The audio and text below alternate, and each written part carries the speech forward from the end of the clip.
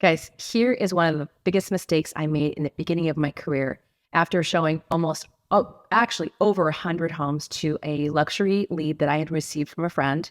And I was so excited because I had not sold a house of this level before.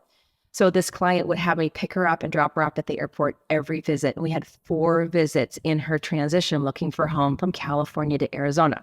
Literally, we would look at 25 houses every single time that they were in town. We became best friends, according to her. She'd bring me brownies, she'd bring me snacks, she'd send me little jokes. And I was like, this is great.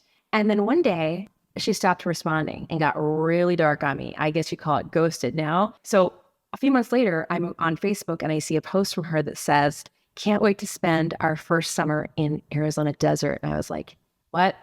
So I go on to Monsoon, which is basically the tax records, and I look up their name and listen to this.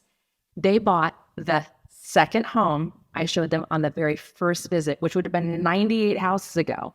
And the biggest mistake I made, guys, was not getting a buyer broker signed agreement. Had I done that, I wouldn't have been at a loss of that commission. Had I discovered it, I would have been able to collect that commission. And because I didn't, I was not able to do so.